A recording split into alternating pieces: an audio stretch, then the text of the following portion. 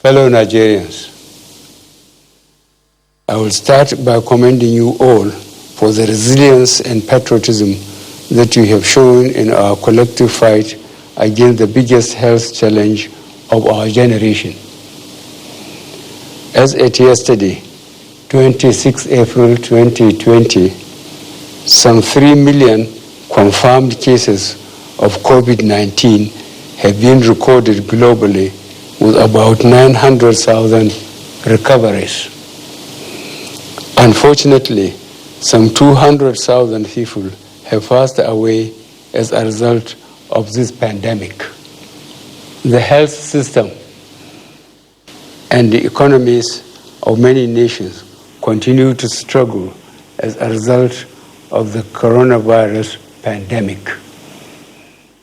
Nigeria continues to adapt to these new global realities on a daily basis. Today, I will present the facts as they are and explain our plans for the coming months, fully aware that some key variables and assumptions may change in the coming days or weeks.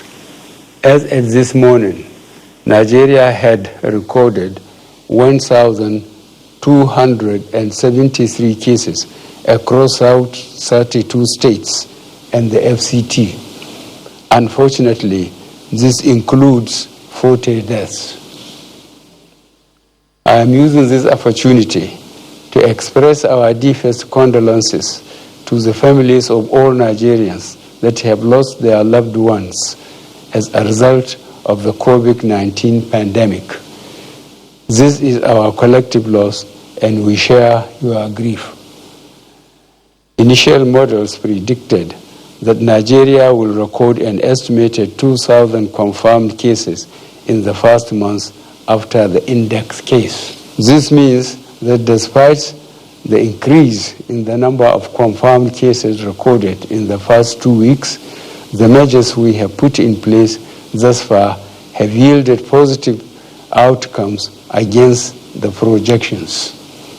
The proportion of cases imported from other countries has reduced to only 19% of new cases, showing that our border closures yielded positive results. These are mostly fellow Nigerians returning through our land borders. We will continue to enforce land border arrival protocols as part of the containment strategy. Today, the Nigerian Center for Disease Control has accredited 15 laboratories across the country with an aggregate capacity to undertake 2,500 tests per day across the country. Based on your feedback, Lagos State Government and the FCT, with support from NCDC, have established several sample collection centers. They are also reviewing their laboratory testing strategy to further increase the number of tests they can perform, including the accreditation of selected private laboratories that meet the accreditation criteria. Several new fully equipped treatment and isolation centers have been operationalized across the country, thereby increasing bed capacity to about 3,000. I commend the state governors for the activation of state-level emergency operation centers, establishment of new treatment centers, and the delivery of aggressive risk communication strategies. Over 10,000 healthcare workers have been trained. For their protection, additional personal protective equipment have been distributed to all the states. Although we have experienced logistical challenges, we remain committed to establishing a solid supply chain process to ensure these heroic professionals can work safely and are properly equipped. In keeping with our government's promise to improve the welfare of healthcare workers, we have signed a memorandum of understanding on the provision of hazard allowances and other incentives with key health sector professional associations. We have also procured insurance cover for 5,000 frontline health workers. At this point, I must commend the insurance sector for their support in achieving this within a short period of time. Nigeria has also continued to receive support from the international community, multilateral agencies, the private sector, and public-spirited individuals. This support has ensured that critical life-saving equipment and materials, which have become scarce globally, are available for Nigeria through original equipment manufacturers and government-to-government processes. The distribution and expansion of palliatives, which I directed in my earlier broadcast, is still ongoing in a transparent manner. I am mindful of the seeming frustration being faced by expectant citizens. I urge all potential beneficiaries to exercise patience as we continue to fine-tune our logistical and distribution processes working with the state governments. Our security agencies continue to rise to the challenge posed by this unusual situation. While we feel deeply concerned about isolated security incidents, I want to assure all Nigerians that your safety and security remain our primary concern, especially in these difficult and uncertain times. As we focus on protecting lives and properties, we will not tolerate any human rights abuses by our security agencies. The few reported incidences are regrettable, and I want to assure you that the culprits will be brought to justice. I urge all Nigerians to continue to cooperate and show understanding whenever they encounter security agents. Furthermore, for their protection, I have instructed that the personnel of all the security agencies be provided with the necessary personal protective equipment against infection. As we continue to streamline our response in the centers of Lagos and FCT, I am gravely concerned about the unfortunate developments in Kano in recent days. Although an in-depth investigation is still ongoing, we have decided to deploy additional federal government manpower, material, and technical resources to strengthen and support the state government's efforts with immediate effect. In Kano, and indeed many other states that are recording new cases, preliminary findings show that such cases are mostly from interstate travel and emerging community transmission. Drawing from this, I implore all Nigerians to continue to adhere strictly to the advisories published by the Presidential Task Force and the Nigeria Center for Disease Control. These include regular hand washing, physical distancing, wearing of face masks coverings in public, avoidance of non-essential movement and travels, and avoidance of large gatherings. Fellow Nigerians, for the past 4 weeks, most parts of our country have been under either federal government or state government lockdowns. As I mentioned earlier, these steps were necessary and overall have contributed to slowing down the spread of COVID-19 in our country. However, such lockdowns have also come at a very heavy economic cost. Many of our citizens have lost their means of livelihood. Many businesses have shut down. No country can afford the full impact of a sustained lockdown while awaiting the development of vaccines. In my last address, I mentioned that federal government will develop strategies and policies that will protect lives while preserving livelihoods. In these 2 weeks, the federal government, state governments have jointly and collaboratively worked hard on how to balance the need to protect health while also preserving livelihoods, leveraging global best practices while keeping in mind our peculiar circumstances. We assessed how our factories, markets, traders, and transporters can continue to function while at the same time adhering to NCDC guidelines on hygiene and social distancing.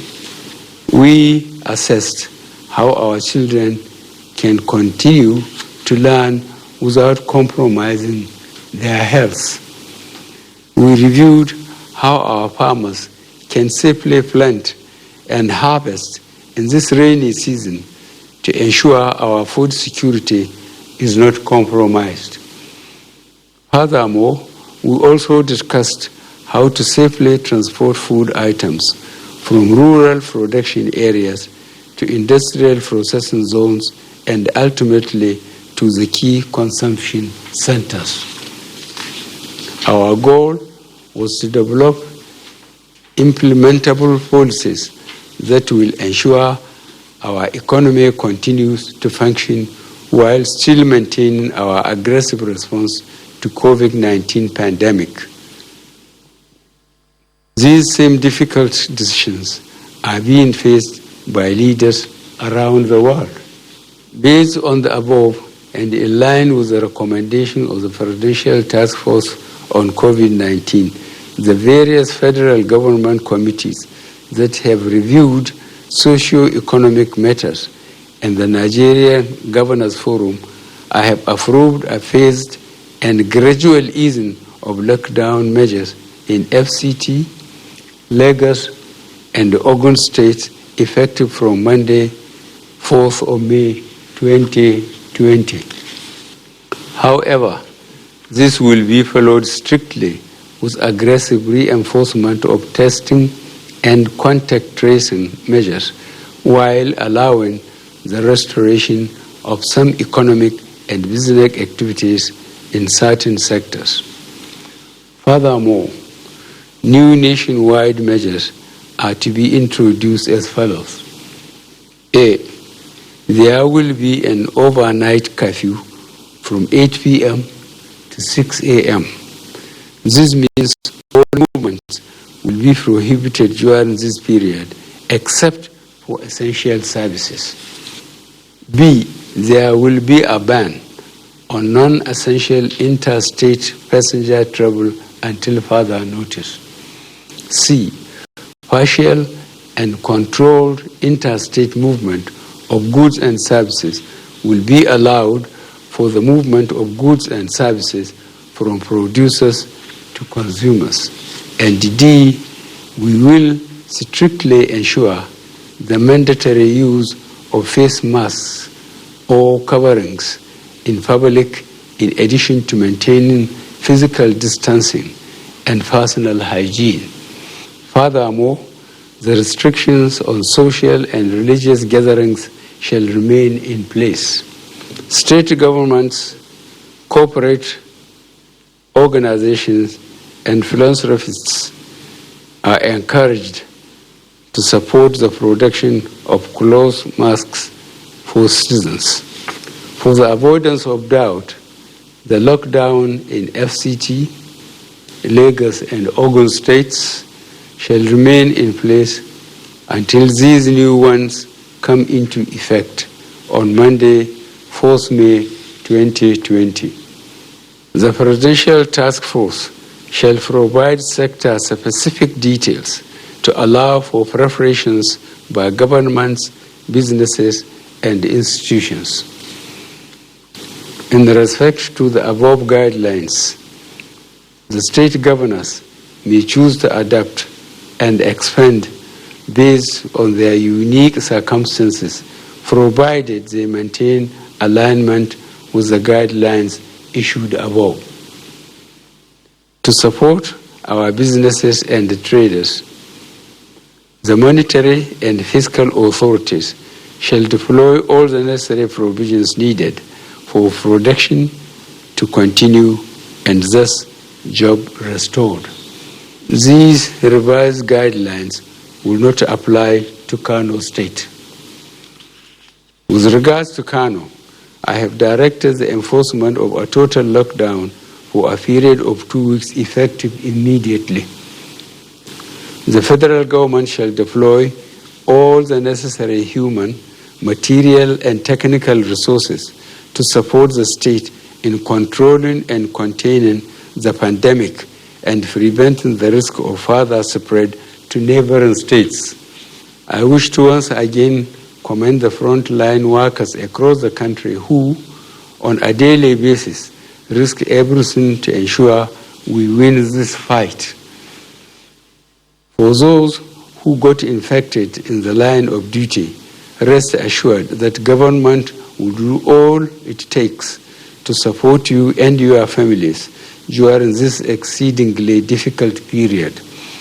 I will also take this opportunity to assure you all that your safety, well-being, and welfare remain paramount to our government. I will also recognize the support we have received from our traditional rulers, the Christian Association of Nigeria, the Nigerian Supreme Council for Islamic Affairs, and other prominent religious and community leaders. Your cooperation and support have significantly contributed to the successes we have recorded to date. I will urge you all to please continue to create awareness on the seriousness of the coronavirus among your worshippers and communities, while appealing that they strictly comply with public health advisories. I also thank the Nigerian Governors Forum and the Presidential Task Force for all their hard work to date. Through this collaboration, I remain confident that success is achievable. I also wish to thank corporate organizations, philanthropists, the United Nations system, the European Union, friendly nations, the media, and other partners that have taken up the responsibility of supporting our response. And finally, I will thank all Nigerians again for your patience and cooperation during this difficult and challenging period. I assure you that government shall continue to take all necessary measures to protect the lives and livelihoods of our citizens and residents.